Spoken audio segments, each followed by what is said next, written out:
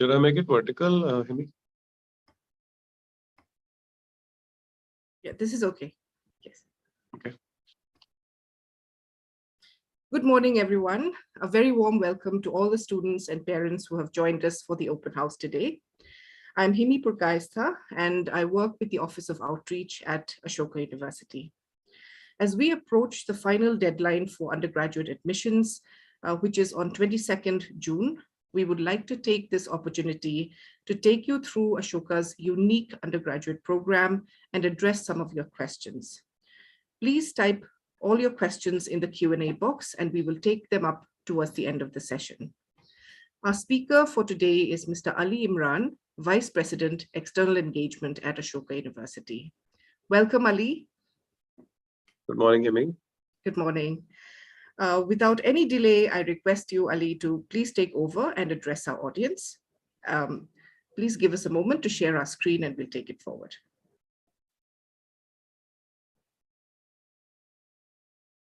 Good morning, everyone. Thank you for being here on a Sunday morning. As Himi just mentioned, we are now at the end or almost the end of the process, but there are still a few days to go, and I'm sure many of you are in advanced stages of your submission. We will take questions on that, but before that, we will talk to you a little bit about Ashoka in case there is still something that you need to know. So we'll have a short presentation and then we'll get into the Q&A. Let's go to the next slide, please. Right. So all of you would have heard a lot about liberal education, and obviously Ashoka is the pioneer in that field in India. What is a liberal education? Quite simply, it's the freedom to choose what you want to study. Contrary to conventional wisdom, which is that this is the study only of the humanities, it is actually the study of the natural sciences, the social sciences, and the humanities. So this dates back to ancient Greek times when a person wasn't really understood to be educated unless they understood both the arts and the sciences. We have an interdisciplinary approach. So you will learn not only about the major that you choose to do, you will also learn about how that major or that discipline intersects with other disciplines. And this is important in today's world because there is no one discipline solution to any complex problem. And this is being proved again and again in today's world. And the COVID-19 pandemic is just one example of that. It allows breadth and depth. So you will get to learn, like I said, not just about the discipline that you want to study, but also about a whole range of others. And to that extent, it's a T shape, right? So you go broad first through the foundation courses at Ashoka, and then you go in depth into your major.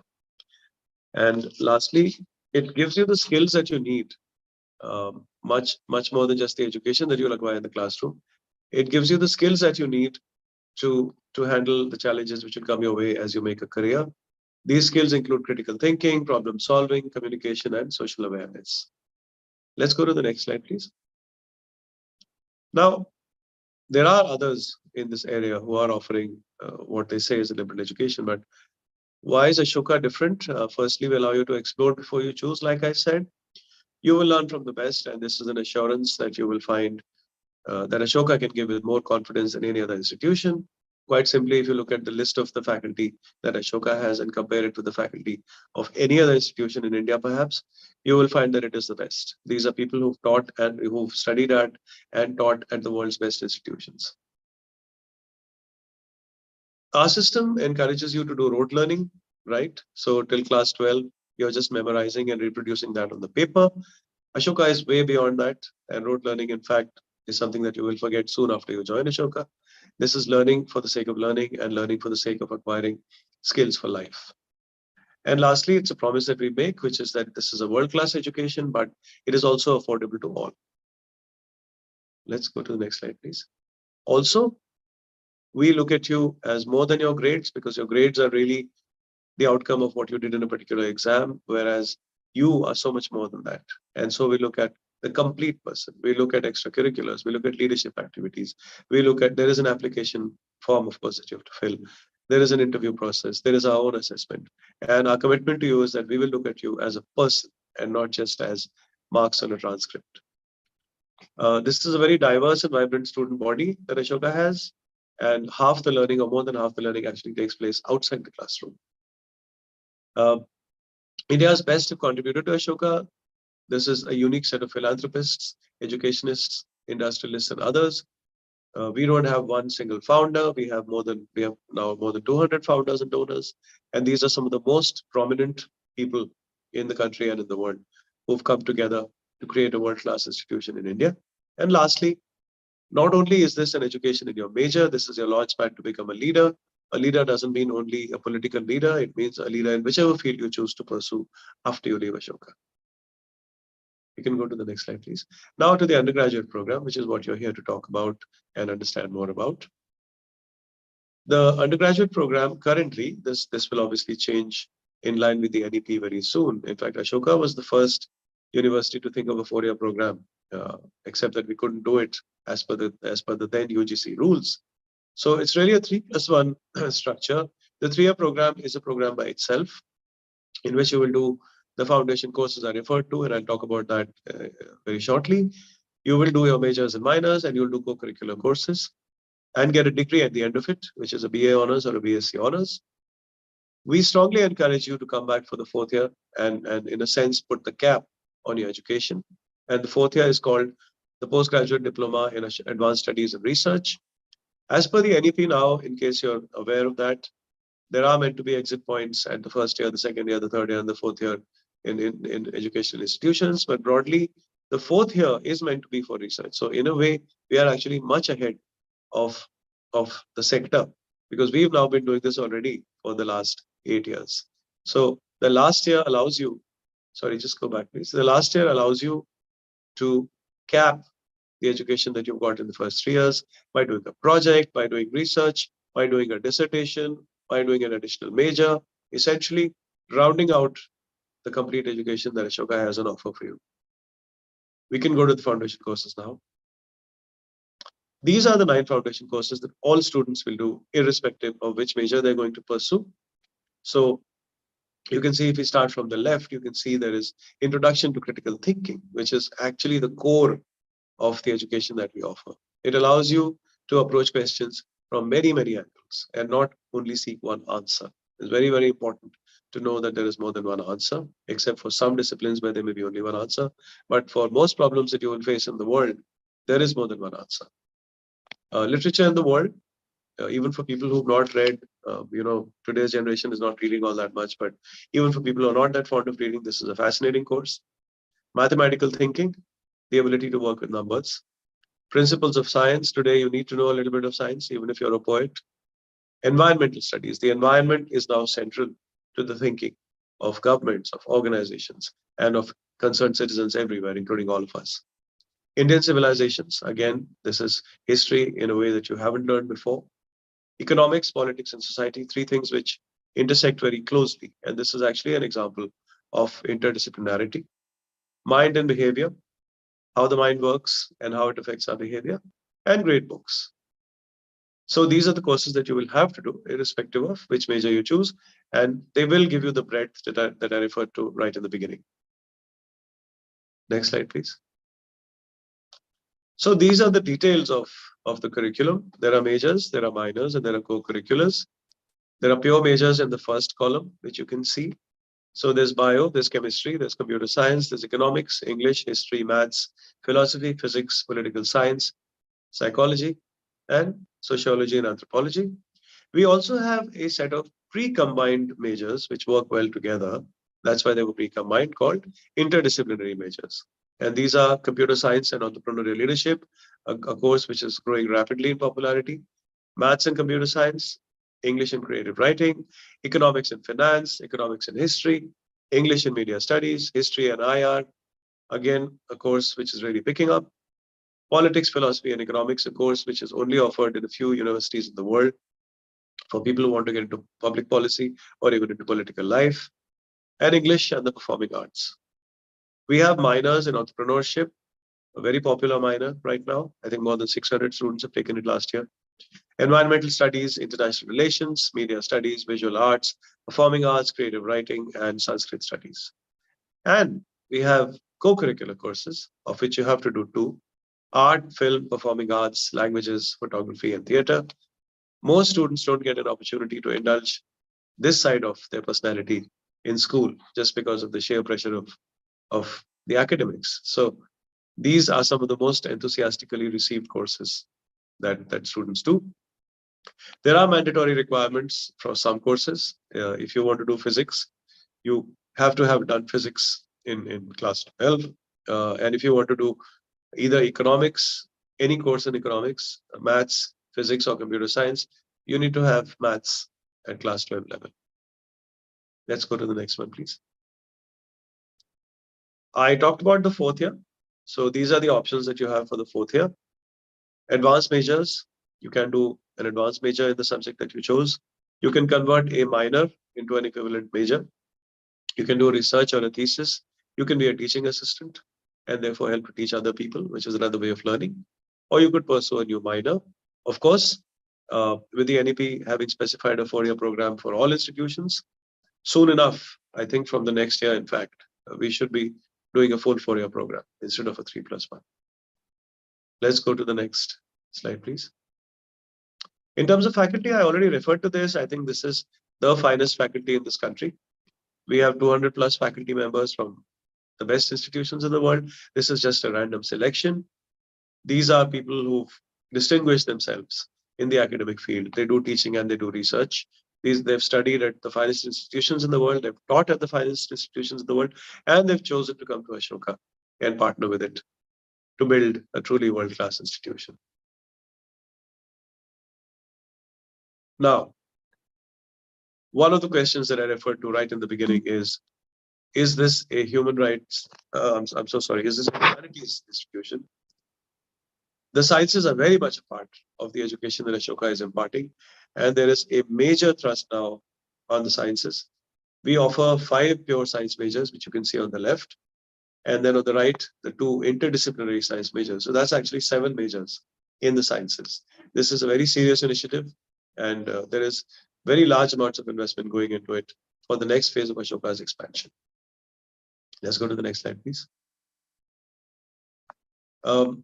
So we will have a bigger campus. We are at capacity on our current campus. We will have a bigger campus focusing on the sciences and research, which we are already building. And eventually we will be 4 times, we will be expanding ourselves by 4 times of our current size. Currently we are at 25 acres. Eventually we'll be 125 acres. In the next 5 years, our student intake is going to go from 2,600 to 5,000. There will be the Trivedi School of Biosciences, funded by one of our founders, Mr. Ashok Trivedi. There will be a school of advanced computing, and there will be a science park of 120,000 square feet coming up on the second campus. So major plans ahead for the sciences and research. Original research will take place here into some of the most important issues of our time. Next slide, please. In terms of opportunities abroad, we have a summer and semester abroad program. Every year, dozens of students go to our partner institutions. As you can see, there are some examples here of Yale and King's and Columbia and UPenn and others. Summer abroad and semester abroad are on offer to all students. Obviously, it depends on the policy of the partner institution as well. So there will be requirements for this. There will be CGPA requirements that you will have to fulfill, and there will be a joint process after which you will be chosen to go. Next slide, please. These are our international partners, some of the finest institutions in the world, with wide-ranging arrangements with us for faculty exchange, for student exchange, for summer and semester abroad, for joint research, and other such aspects of partnership. You can see there's UPenn, there's Yale, there's Berkeley, there's Wellesley, there's HEC Paris, there's Duke, and many others in many parts of the world. Some of the finest, like I said, and we don't need 100 partners. We want to have rich partnerships with the partners that we have, and that's exactly what we do with this set of institutions. With the most recent are Cambridge, which you can see at the bottom, and NUS in Singapore. Let's go, please. I referred to this in the beginning. It's holistic admissions, and therefore we go way beyond cutoffs. Stage 1, which is applications and assessments. In the application,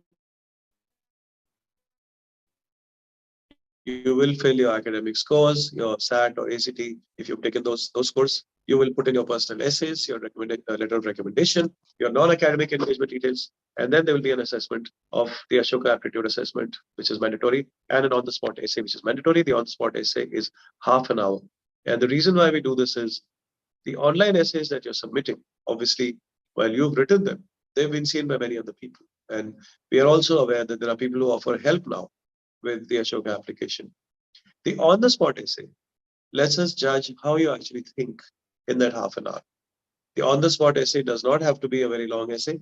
It just tells us whether the person who wrote the application is the same person who's writing the on-the-spot essay, because sometimes that difference can be very stark.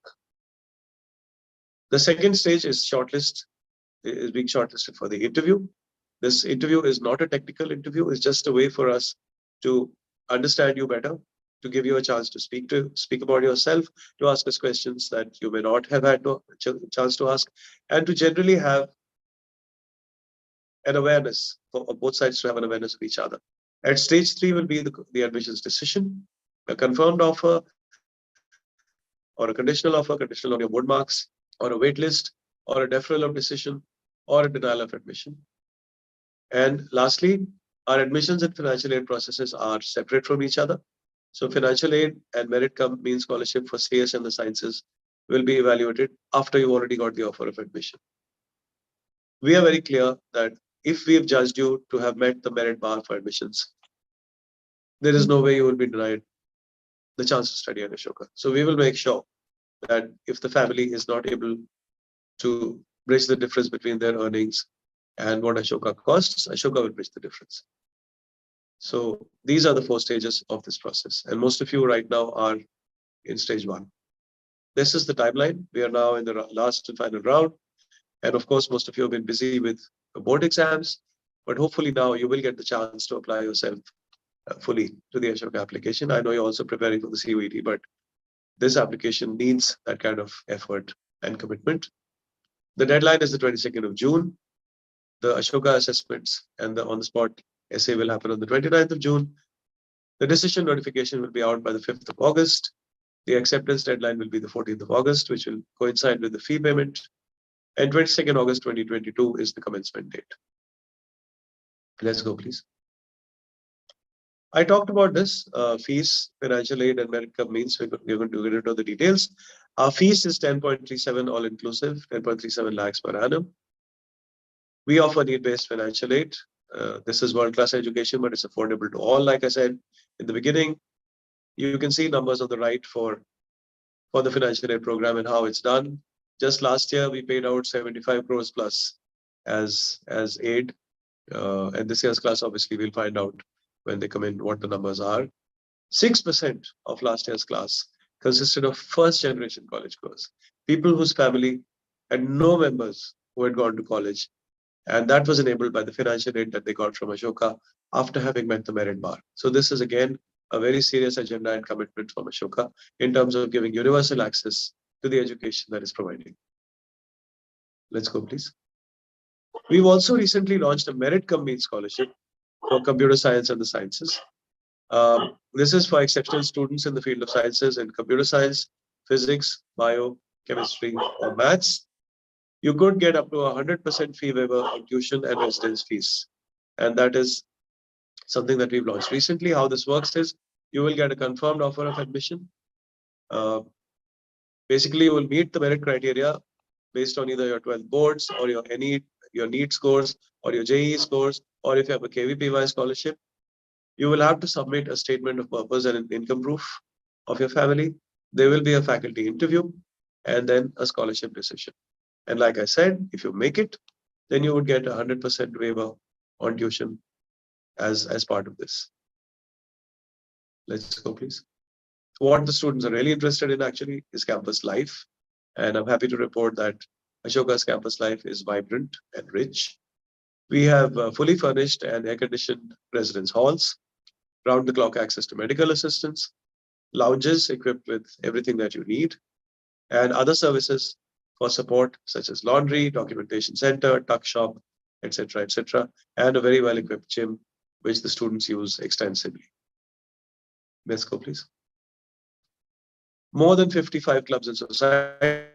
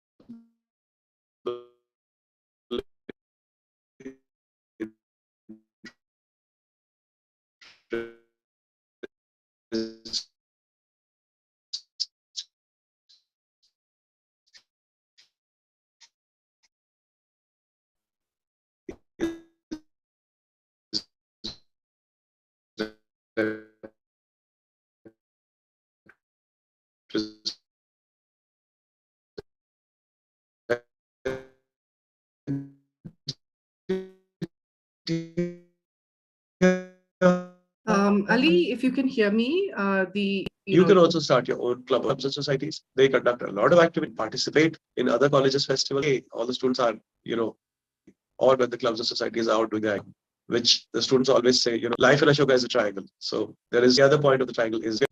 Can you go to the next? Can you hear me? Hear me? Am I yes, on? yes, Ali, your voice had broken off at one point. Okay. Should I repeat some of what I said? Sure, yes. Yeah, I was saying that the clubs and societies actually really enrich the life of students on campus. And the campus comes alive in the evening, in fact.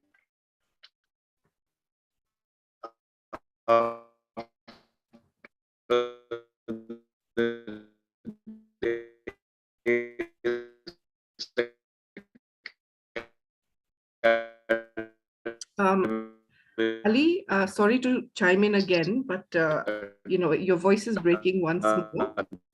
Perhaps if you turn off your video for a moment. These are student-run clubs and societies. They participate outside. Really, I think this is the fun part. I get to express interests. Slide. Yeah, okay. Is that okay, Himi? Can you hear me? Yes.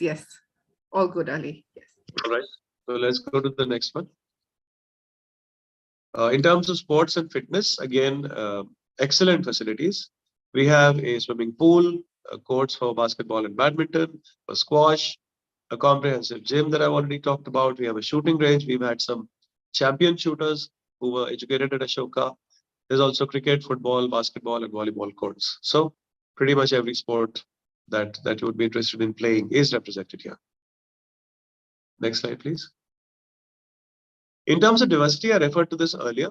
Very often, students do not meet people who are unlike themselves, and that is a conscious effort at Ashoka.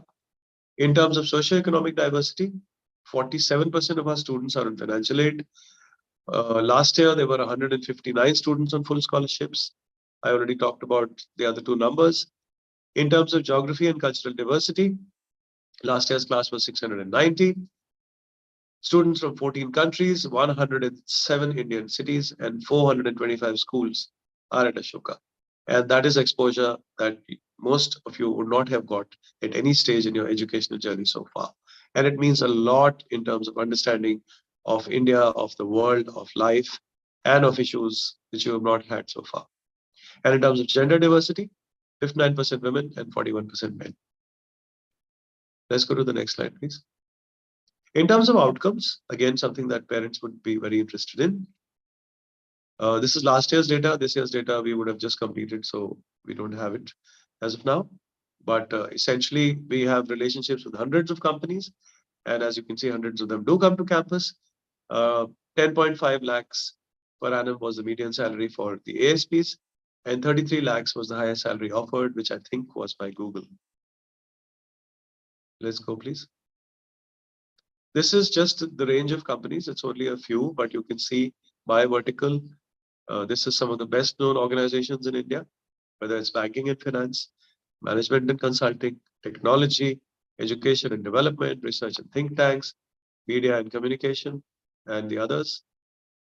Most of these take students for all kinds of roles. So there's the whole question of, does this education equip people to do a particular kind of role only? Absolutely not.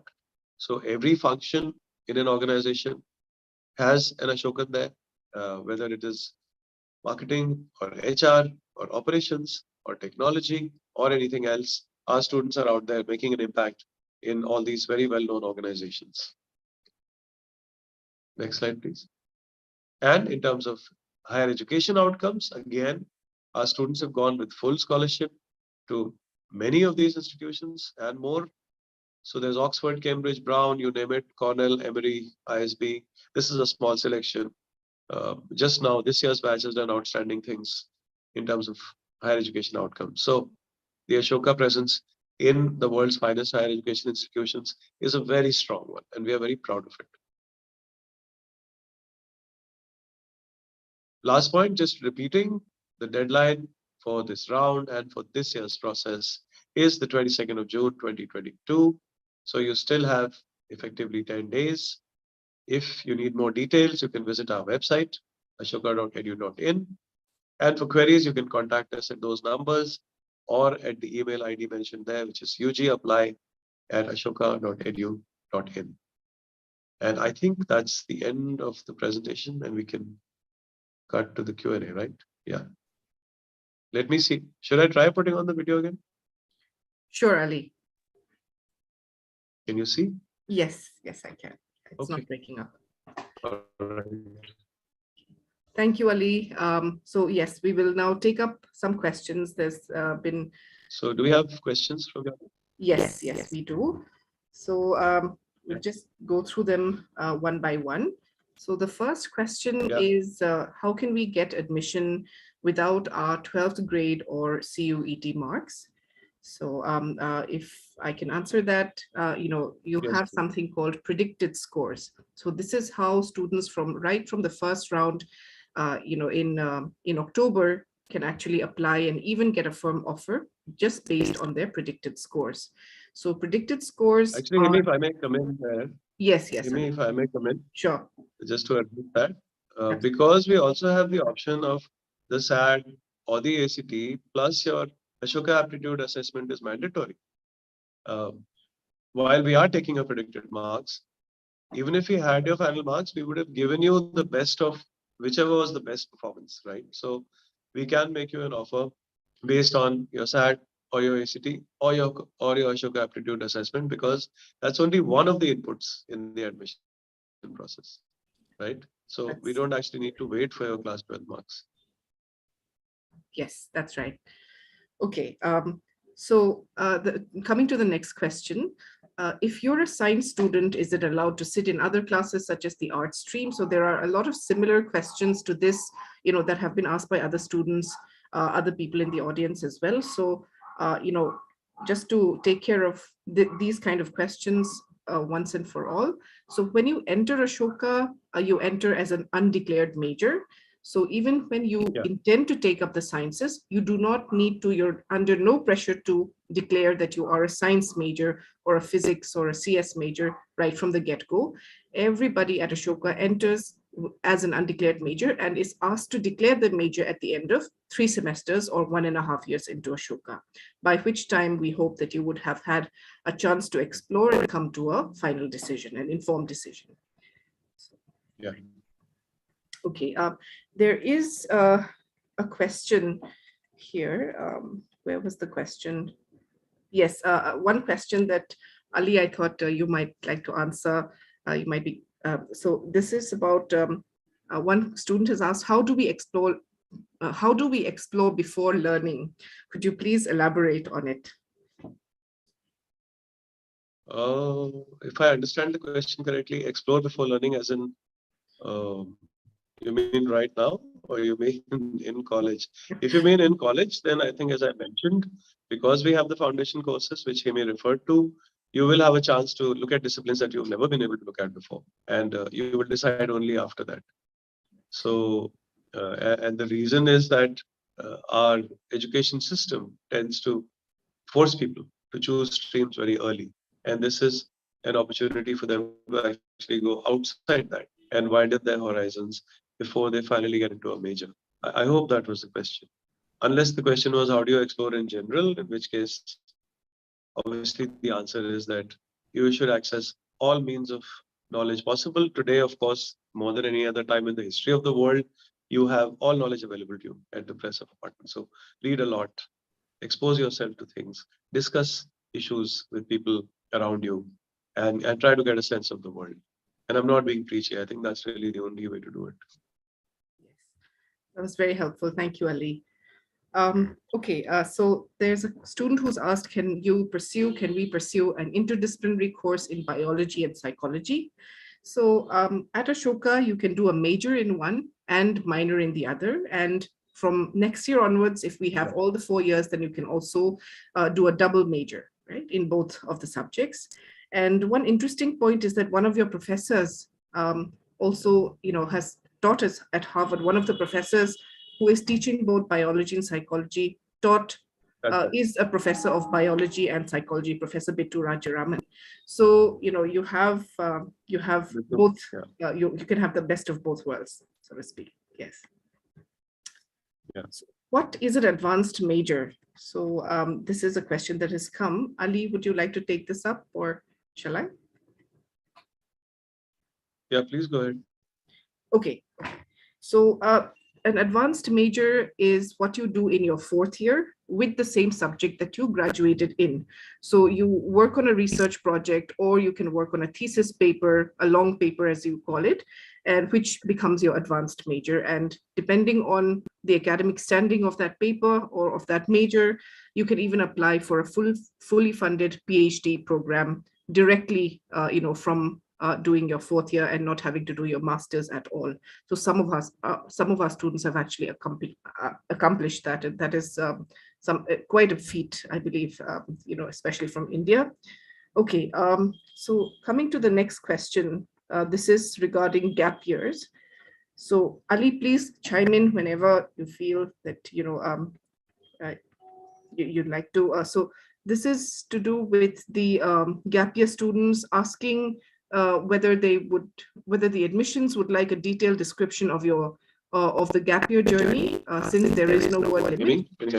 Yes, I can. Okay. Okay. So, or would you like bullet points of what you did? Either can work. A detailed description along with maybe some demarcated areas of what you accomplish in your journey with points, if you so choose, that will also work. Then, of course, yes, there's another question on, can I pursue one major and two minors if I'm doing the program for 4 years? Yes, that will be possible if you're doing it for 4 years. What are the prerequisites to get selected for the summer semester abroad? So, here, for a student, when they apply to, for a summer exchange program or a summer semester, you can apply to different colleges and also get help from the Office of Global Education. And there may be some colleges that already have an exchange program, an existing exchange program with Ashoka, but it's not limited to that at all.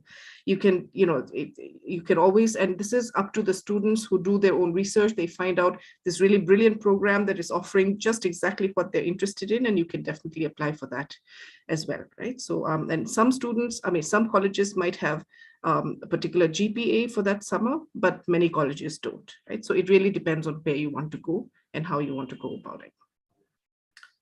Okay, so there's another question on the recommendation letter. So will my application be impacted if I don't submit a recommendation? So, well, we do know the reason we've kept the recommendation letter as non-mandatory, as optional, is because it is not always possible for students to acquire one. We do understand that. It can add a brownie point, but we won't hold it against you if you cannot obtain one, right? Okay.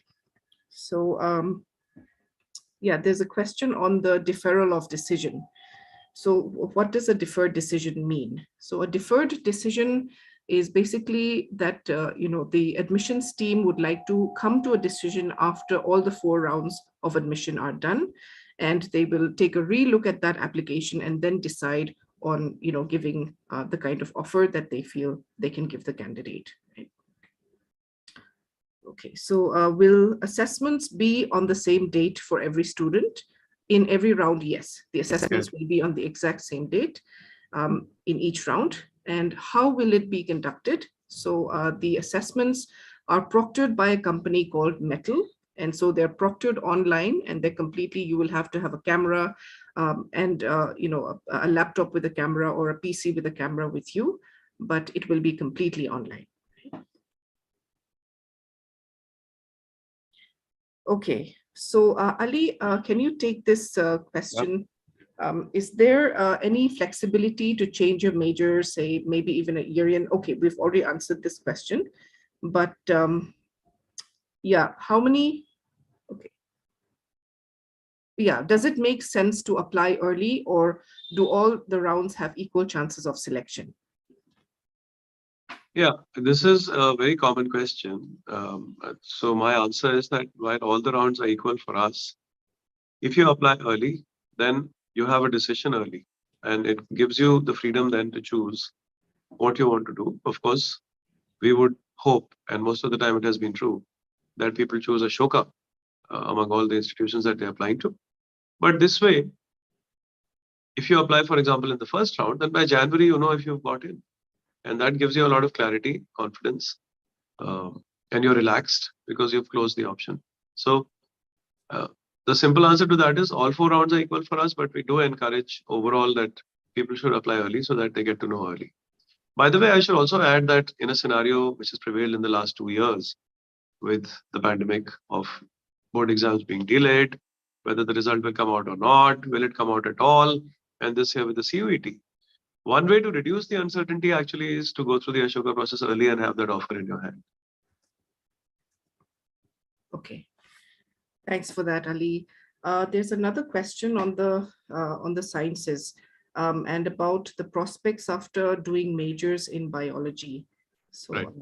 We've applied for, we're interested in the science course. What would be the prospects after doing majors in biology? So it's I think one of our strongest majors is biology.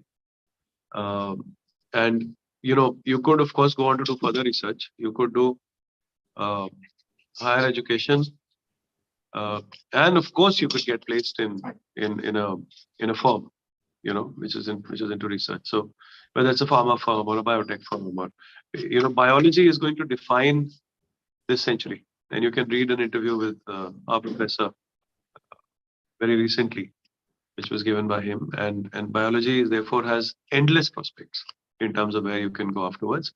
But broadly, in terms of research, you could go on and do research in some of the best institutions, or you could find placements in well-known organizations in the biotech or pharma area. Thank you, Ali. There's another question regarding the new campus. So would your new campus be ready by the time our children, if they get admission, be ready by then? So there's no timeline that's been given, but yeah. Yeah, so I think there are parts of it that will be ready, and parts of it will continue to be built. But in terms of usability, by 2023, it will start being usable. So students can start being there and participating. Right. Okay. There's a question on psychology. So I want to study psychology. There is no prerequisite for it. But when I do get admission, will I have to study any science subject? Not specifically. I mean, you have to do the foundation courses that I talked about, which have some of the scientific courses, but per se, no, you don't have to. Right. Once you get into your major, then you will do subjects related to the psychology major and whatever science may be there in it. But no, you don't have to study other science subjects. Students from which countries have joined Ashoka? I'm not too clear on this one. I guess they mean from outside India, perhaps. Yes, So yes. we have students, of course, from the neighboring countries. We have students from Nepal and Bhutan and this area. And then we have some students from Africa. We have some students from the Middle East. Largely, that's been the catchment area in terms of students who've come to Ashoka from outside India. Okay, now there's a question on the SATs. Do you prefer students giving the SATs? No, so the SAT is one of the inputs that could help you in the sense that it is one of the scores in the absence of the 12th score. But even if you haven't taken the SAT, you are going to take the Ashoka aptitude assessment. That's mandatory for everyone. So no, it is not mandatory to take the SAT. Right. Okay. Is there a different fee structure for students holding a foreign passport? No, it's the same fee structure for everyone. Okay. So if a student does not make the cut this year, can they reapply next year? Definitely. Yes. Yes, they can, and people do.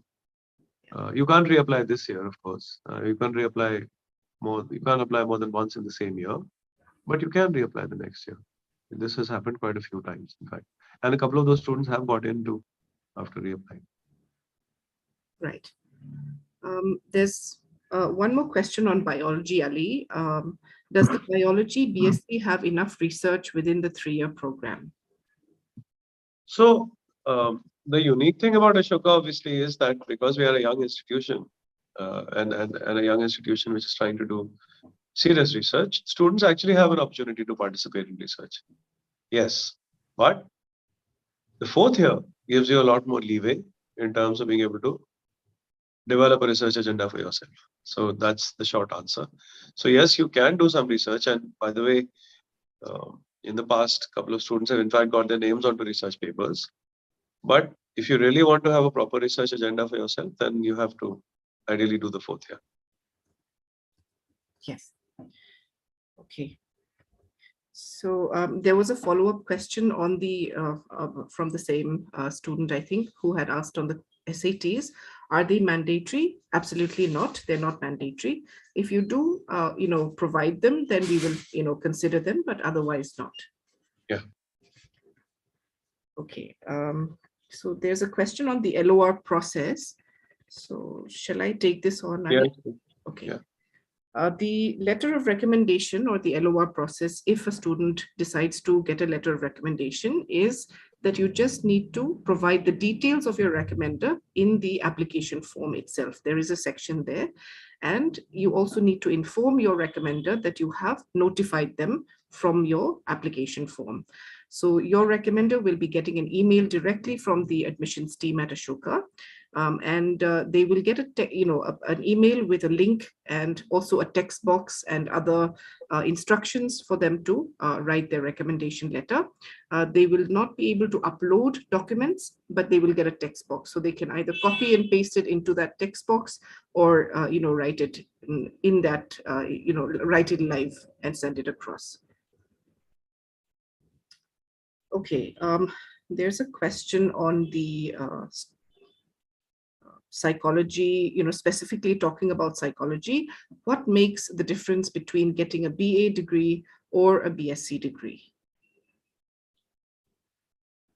That's a pretty technical question. I assume there'll be, I would assume, and this, I think Himi, we should look at this and send an answer perhaps to questioner here. Sure. But I would assume that there is more emphasis perhaps on the, so to say, scientific side of psychology in the BSc. And, because sometimes people say that they want to become clinical psychologists. This is not a medical degree. I don't think even a BSc would allow you to do that. But to the extent that there is a scientific aspect and what that involves in terms of research, etc., I would assume that the BSc psychology would be inclined towards that. But I think we should get a specific answer for that. And I'm glad that question was asked because even I haven't yet applied myself to it. Right. Yes. So let's take down the details of the person who asked the question and send it. Okay.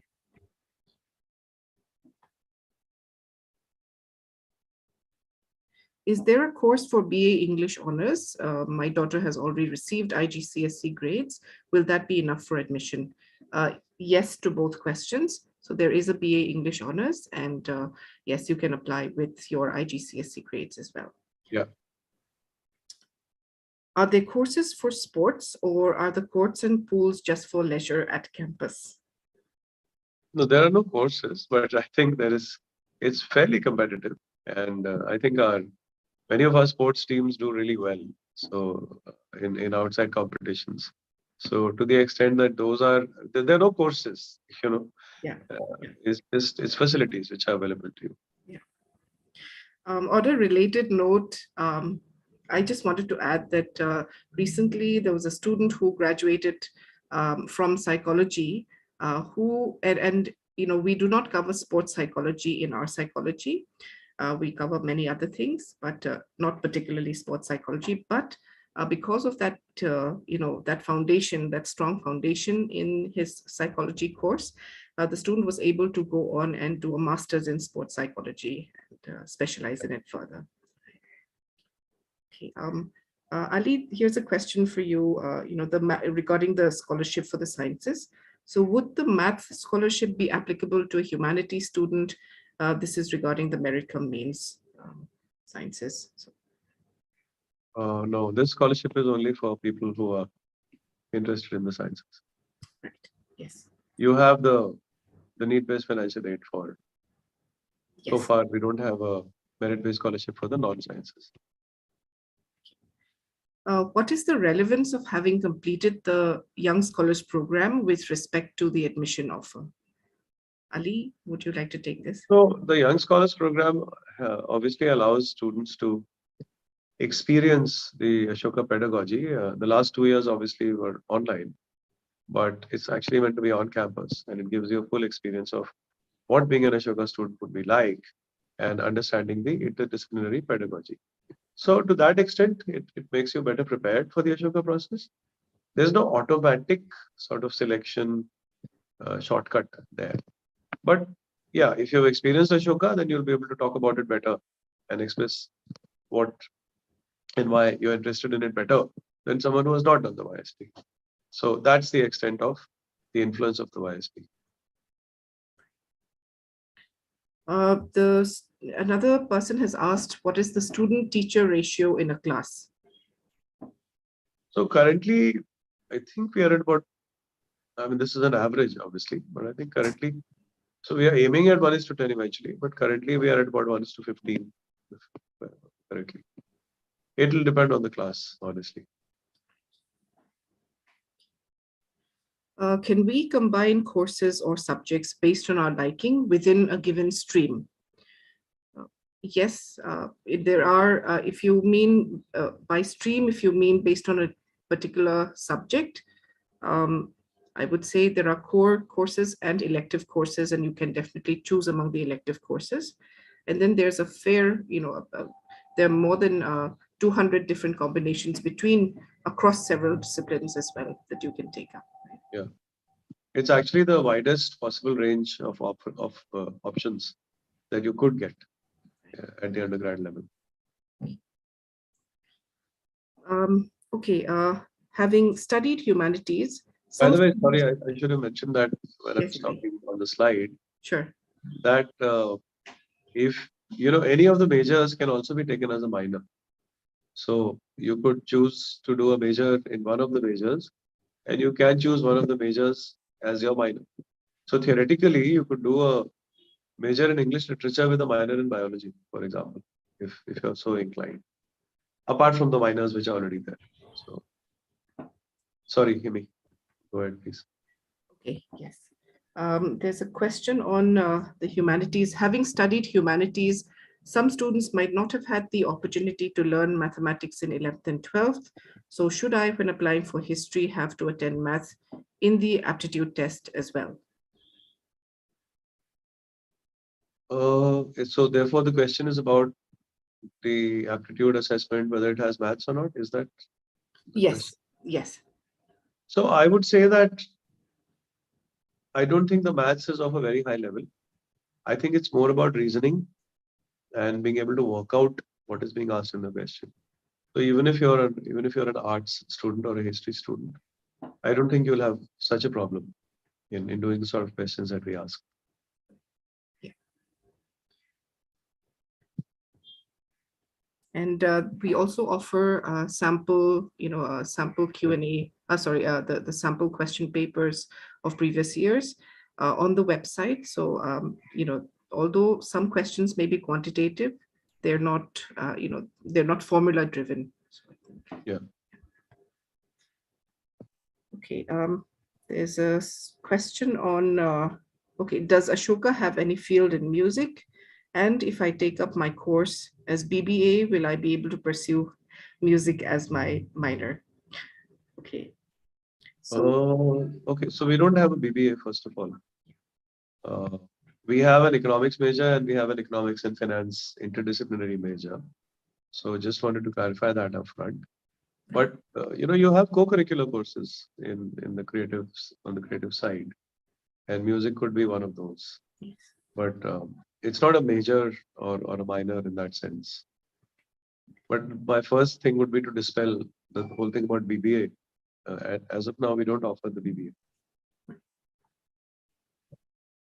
Okay.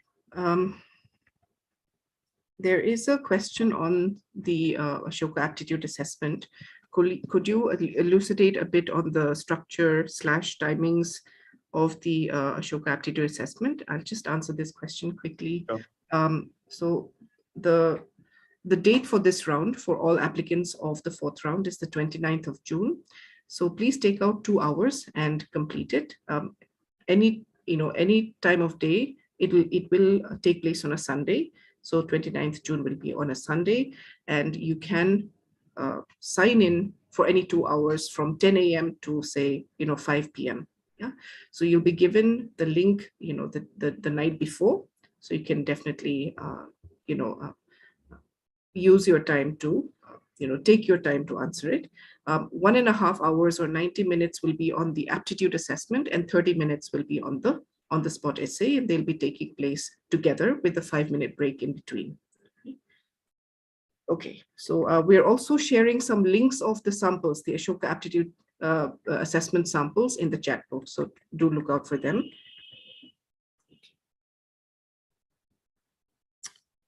Okay, there's another question here. How well versed does one have to be with the streams they decide to pick prior to entering the university? As an avid science student, can we pursue humanities courses with as much ease without having that context being created in the 11th and 12th? Yeah, you can.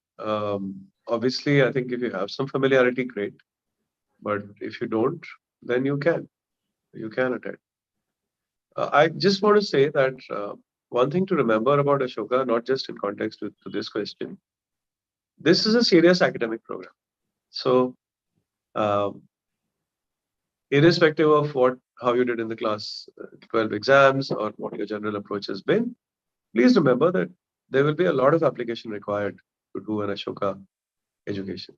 And therefore, whether you're a science student who's going into the humanities or anything else, just remember that whatever you pursue at Ashoka, you will have to do seriously in terms of academics. Yes. It'll be great fun, but it'll be a lot of work. Ali, one more question is, how important is general awareness for getting into Ashoka? What weightage is assigned to demonstrated capability in general knowledge versus subject knowledge while making admissions decisions?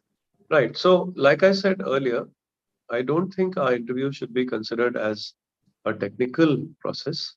So, it's not like we're going to really grill you on a subject. Having said that, if you've written only about economics in your application, then you should expect to be asked about economics. But as far as general awareness goes, what we're looking for more than trivia or names of cities or things like that, which people usually memorize for competitive examinations, we are looking for curiosity. And it doesn't matter if you don't know the right answer. It's all about whether you ask the question, isn't it? So you don't have to memorize large amounts of data or names to appear in the Ashoka process. But engagement with the world and just curiosity about what's happening, that is the important aspect. Okay. On the placement slide, you mentioned median salary for ASP. Kindly explain what ASP is. The ASP is the 4th year. Yeah. Yes. There's a broad question on what are career opportunities after liberal arts? So I don't know at what stage the questioner joined the presentation, but in terms of career opportunities, it's the same career opportunities and better perhaps than you would have in a conventional course, including even an MBA. So the organizations that I showed you are in every vertical that I showed you. We have the best organizations coming to recruit from Ashoka and hiring people for roles which they would hire graduates or postgraduates from some of the best institutions for. So there's really no difference between Ashoka and the others. In fact, I would say that if you compare us to just pure undergrad courses, we are far better off in terms of the offers that our students get to work for corporates. By the way, corporate is not the only game. So we have enough other opportunities as well, including the social sector. And usually about 5 to 7% of our students also start their own ventures. So there's actually limitless possibility in terms of what they can do. Okay. There's a question on changing your major in the third year at Ashoka as well. I mean to ask if there is any flexibility to change your major a year in after you declare your major after 3 semesters. So I'm not very sure that that's possible, because then by then you would already be into your major and there wouldn't be enough time for you to do the work required to finish another major. So I don't think this is possible. okay. Will the interview and assessments be on the same day? No, the interview will follow the assessments at a later date.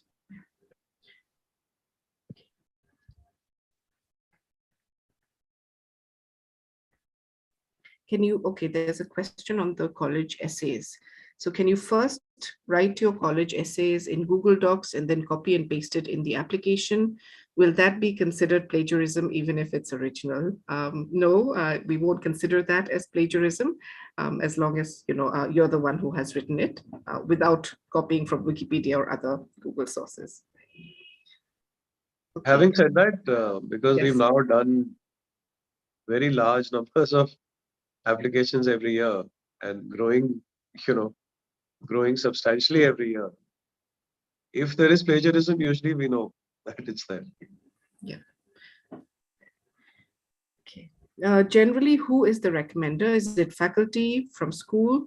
So there is a wide range of people who can be your recommender, but they need to be academic. They need to be able to speak to your academics and your character. So they could have been a mentor. Just one thing I wanted to share here is that there is no, so sometimes people feel that, okay, they can get a VIP or the principal of the school, even if they may not know the principal of the school all that well, or the principal might not know them that well. So that is not at all a concern for the admissions team. So it would be best for your recommendation to choose a recommender who knows you best and for the longest amount of time. So yeah. Okay. I have written quite a few original research papers in psychology and sociology. Will it help me for my admission? I mean, I think it definitely enriches your admission, right? And yes. I mean, I assume that you want to apply psychology. Yes, it would. Obviously, there will be a quality check on what you've written. But like I said earlier, I think engagement with a subject or with something more than just your academics is definitely a plus. Yes. Right. There's a question on whether the aptitude test, the aptitude assessment will take place in a center or online at home. So it will be completely online. You can give it from home.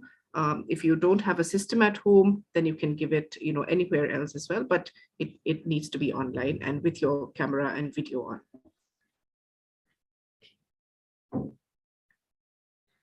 Is economics at Ashoka oriented more towards the mathematical or theoretical side?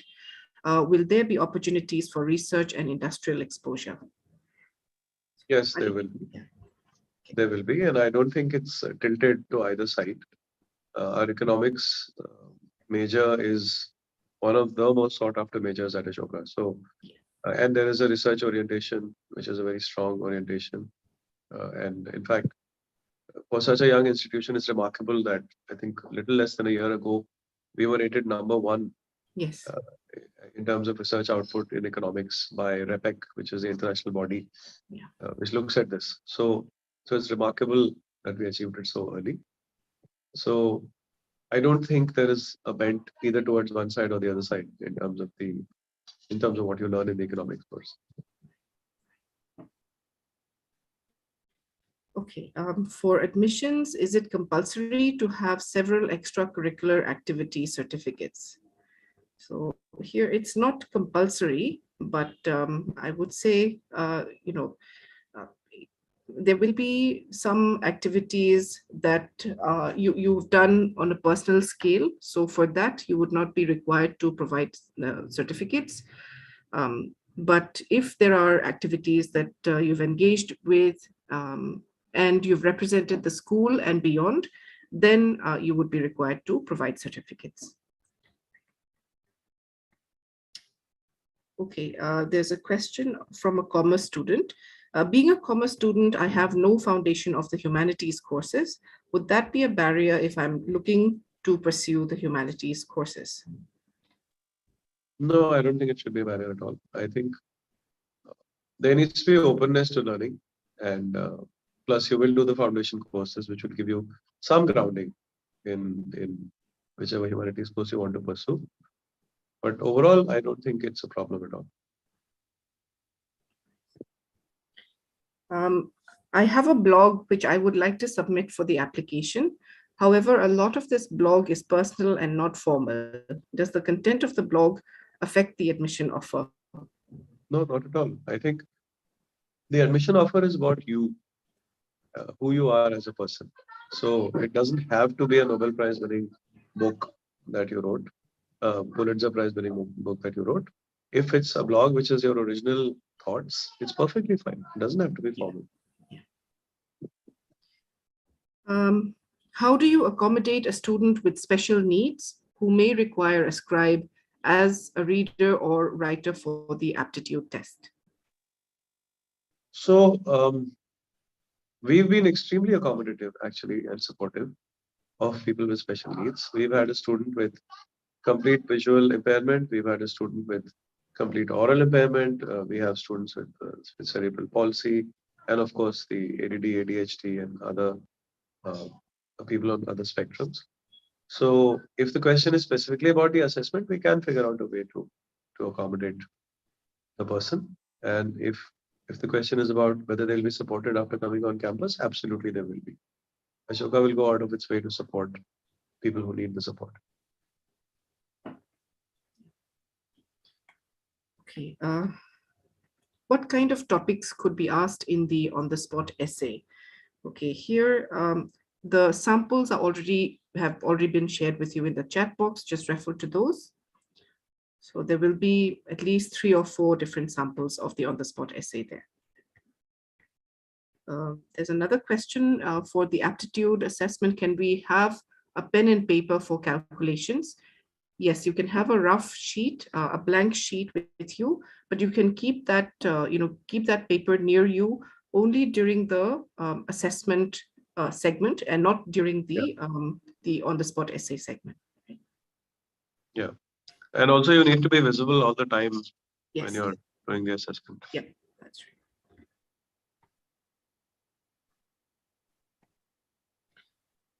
Which are the top 3 majors for which Ashoka is most known for? This is very tough. Ali, what would you say?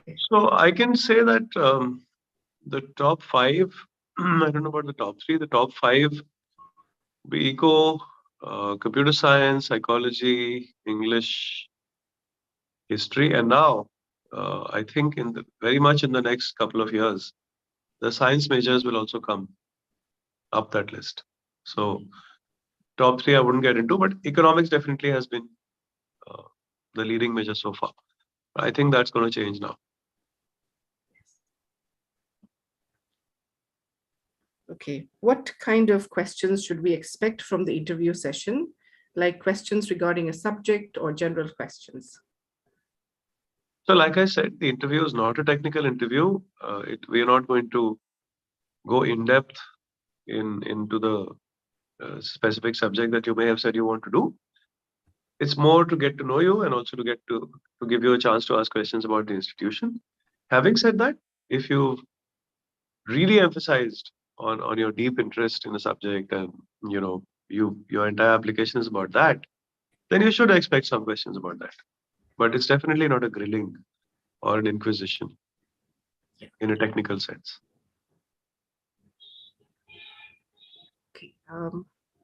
There's a student who says, so my academic interests lie in computer science, specifically data science and sustainability. Is there any interdisciplinary program that approaches this directly?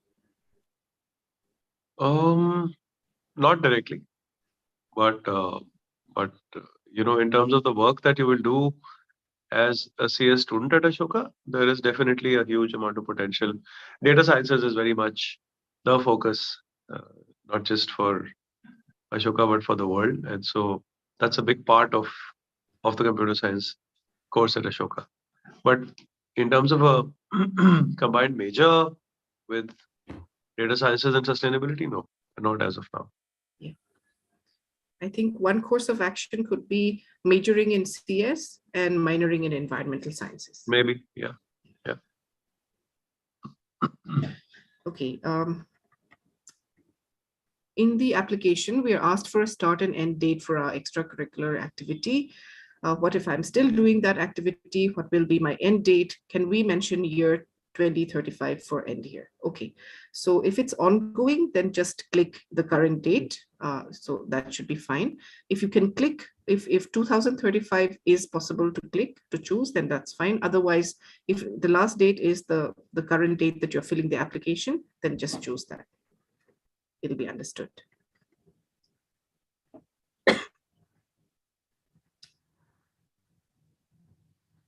Okay.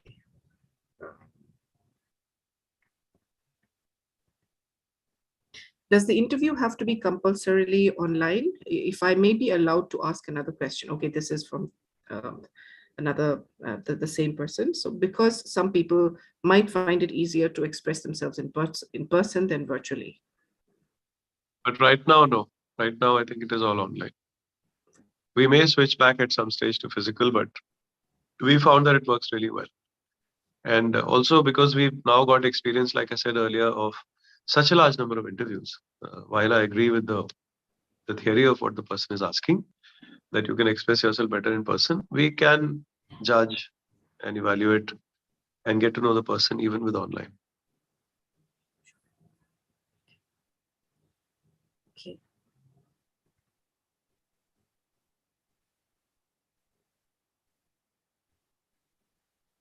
Does Ashoka consider students with 3 years of gap?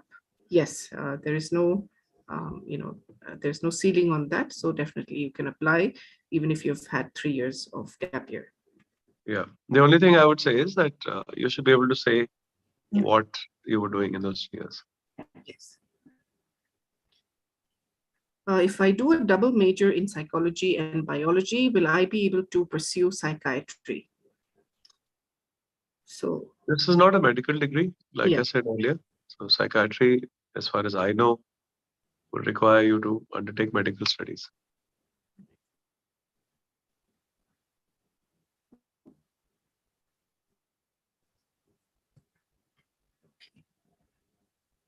So Ali, here there's a question on what are some good courses, good sources to read in order to develop a critical mindset prior to entering an institution as vibrant and imposing as Ashoka.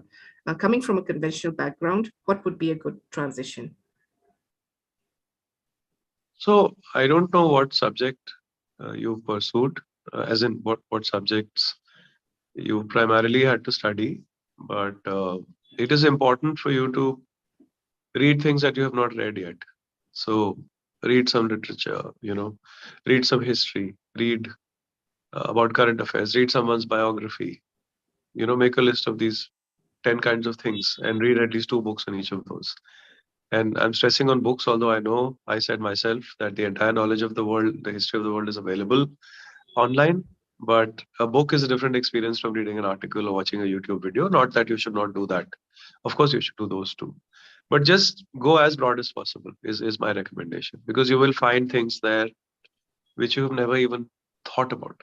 And once that happens, that's the first step to joining a course where you'll be required to think for yourself a lot. In fact, very often when a professor looks at you and says, "What do you think?" most of the students who come from conventional backgrounds, which is most of the students that we have, sometimes can get stumped, because no teacher has ever said What do you think? So expose yourself to different subjects.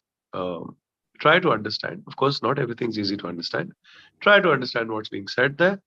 It'll give you questions, and questions are always a good start. That would be my advice. I don't know, Amy, what you think. Yeah, no, I completely agree, Ali. Yeah. I see that. And that's not as heavy and serious as it sounds, right? I mean, there's a lot of fun there too. So just open your mind. I mean, I think that's basically it. Okay. In accordance with the co-curricular activities, does Ashoka offer studying foreign languages like French, etc.? Yes. So French is offered. There's German as well. I believe there's Sanskrit, Urdu. Yeah, there's a Center for China Studies, which is not a language center, but it's a center for research. And there, these languages, I believe that there are different languages that are introduced every year as well, right? Okay.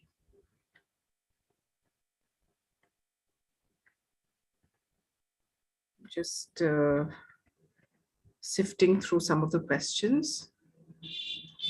Do you provide industry internship opportunities for children studying at Ashoka? Yes. So we have a full-fledged career development office, which looks not just at final placements, but also at internships. So yes.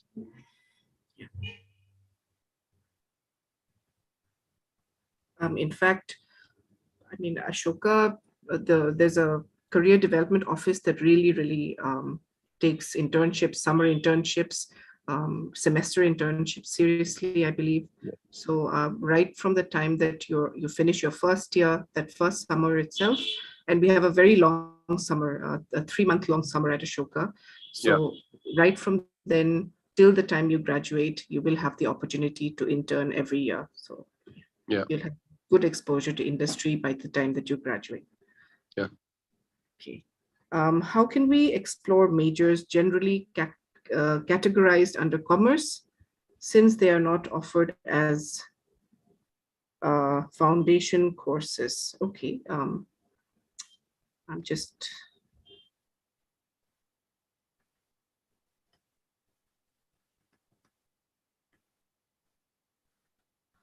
All right. So can we explore majors generally categorized under commerce, since they are not offered as foundation courses? So I am not too sure about this question, but I believe, we have an economics and finance major, which is offered as a BSc honors degree. We also have an economics major, a pure major, which is a BA honors degree. And we also have a really vibrant and very popular, highly popular major, a very popular minor in entrepreneurship. So that minor can take you to a lot of places. We have a full-fledged Center for Entrepreneurship on campus as well. And Ali, would you like to add anything to this for students from commerce who are looking for courses? Yeah, I think what you said is correct. I mean, I think there is some talk of having a finance minor, but I don't think that's formal in any way. So broadly, yes, it's eco or eco plus finance, or the entrepreneurship courses which you referred to, which have really done well and which are delivered by practitioners from industry, not just by academics. So many of those are business oriented in the sense that, they talk about aspects of business that are otherwise not taught at Ashoka. So currently those are the options. There's no commerce course, as you know, at Ashoka. Yes. One question on biology again. Do we need biology in class 12 for pursuing biology major? No. In fact, we know of some students from different streams, non-science streams, or people who've taken PCM, for example, or even humanities, who've transitioned really well and are thriving in the bio majors. Yeah. Okay. I think we could also add that to the top 5 or top 6 degrees that students can get from Ashoka. Bio is extremely popular as well. Yeah, extremely popular. Like I said earlier, you should look up Professor Gautam Menon's recent interview on It's there on the website as well, on how bio is actually going to dominate the 21st century. Right. Yes. Okay. There's a couple more questions. I have been an ardent pursuer of music through the years, having learned the piano, tabla, and developing my favorite instrument, my vocal cords, smiley. So how does one give proof of this journey without necessarily receiving certificates or other achievements in this field? So, may I answer this Yes, of question? course. And okay, so we have had students who were dancers, who were very gifted in different areas in the in the performing arts and music. So what you could do is, if you have any videos, you can always upload them onto your Google Drive and then post a link that is not password protected, that the admissions team can easily refer to. You can paste that link in a Word doc or a PDF, and then paste that as an attachment in the activity. So that should. And by the way, we have been known to make people sing in the interview. So not that it got them in or got them out, but that is one other way to prove that instrument of the vocal cords is in as good a shape as you say it is. Okay. If a child is considering going abroad versus staying in India, would you say opportunities to explore are comparable at the undergraduate level in biology / psychology? Absolutely. I mean, obviously, I'm speaking with bias, but absolutely. I mean, in terms of, look, I think in terms of the sciences agenda, what we are trying to do now in the next 5 to 10 years, I don't think any other Indian institution is investing as much as we are. So there's going to be some very exciting work being done in the sciences just at Ashoka. So there's no reason why you would need to see greener pastures outside. And similarly for psychology, it's one of the one of our programs with strong demand. So I have a certificate for drumming from the Trinity College, but it's from right. 2019, and I've continued to practice it ever since. Since it's an old certificate, is it still eligible? Yes. Yeah, that's fine. Yeah. I am dyslexic. Will it be considered a disadvantage in my application? So we have an Office of Learning Support, and I think I referred to it in passing earlier. Yeah. And people with dyslexia or dysmathia, and of course, people with other conditions like ADHD and ADD and the others, many of them are on the Ashoka campus, and they have been helped by the Office of Learning Support or OLS. So to answer your question, no, it's not a problem.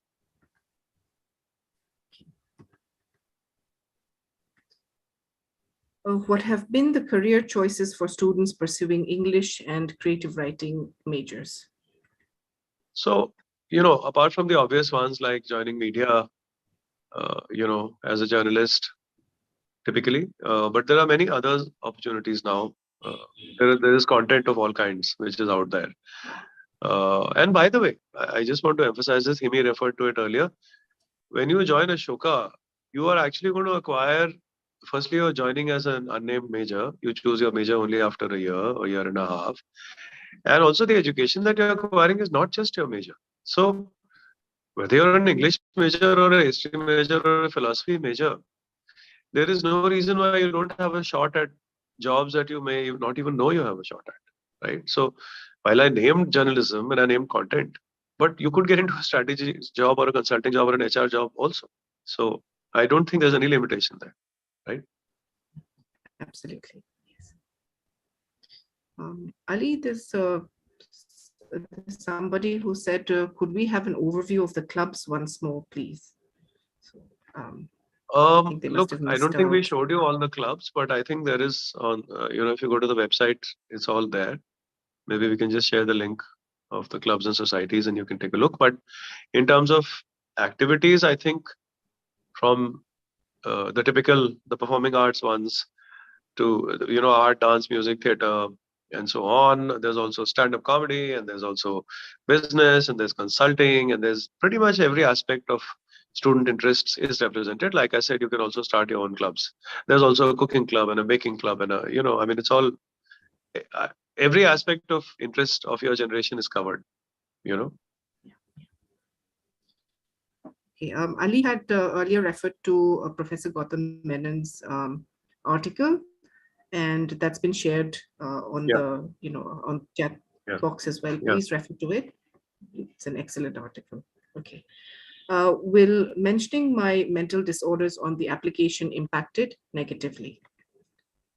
No, not at all. I think the truth is that this is a reality that has come to the fore in the recent past everywhere and in India.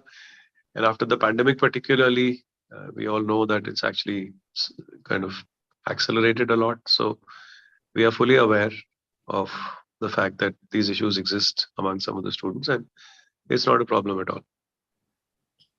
I think it's very important in the application, and I've said this before many times.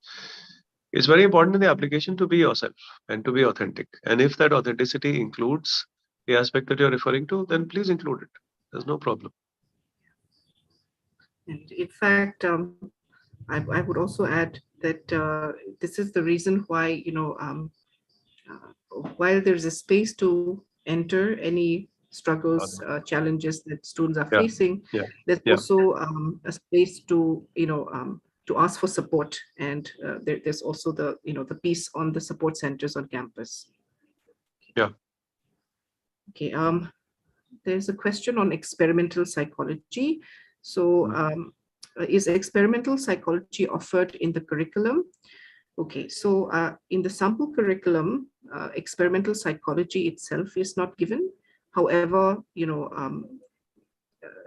we do have, exposure to research during all of the 3 years.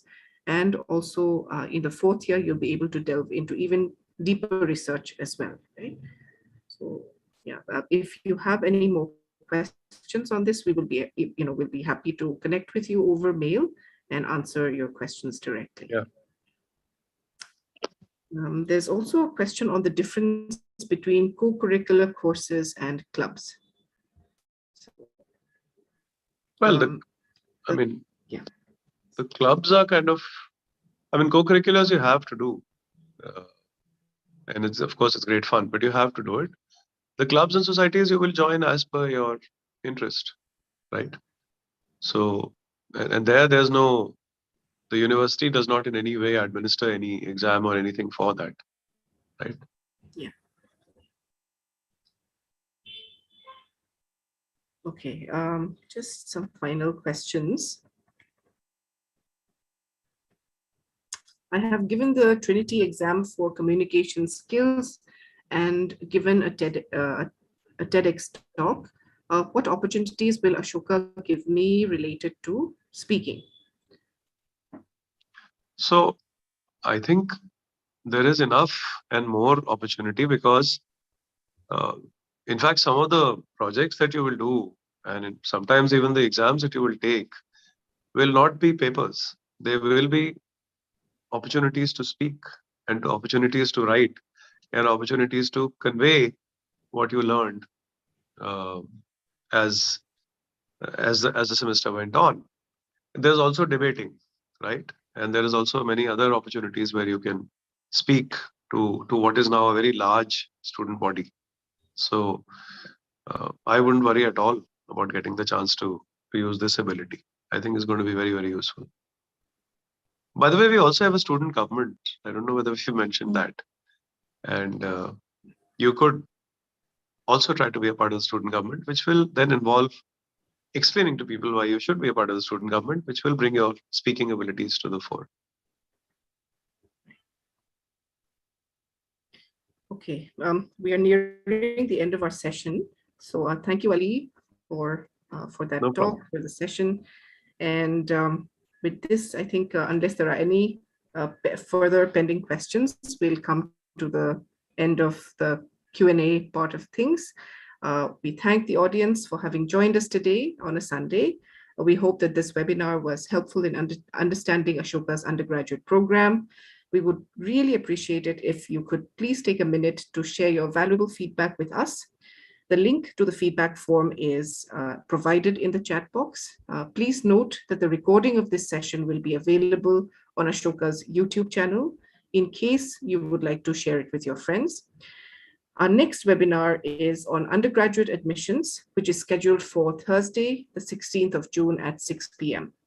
This will be conducted by Marcia Prince, who's the director of the Office of Admissions at Ashoka University.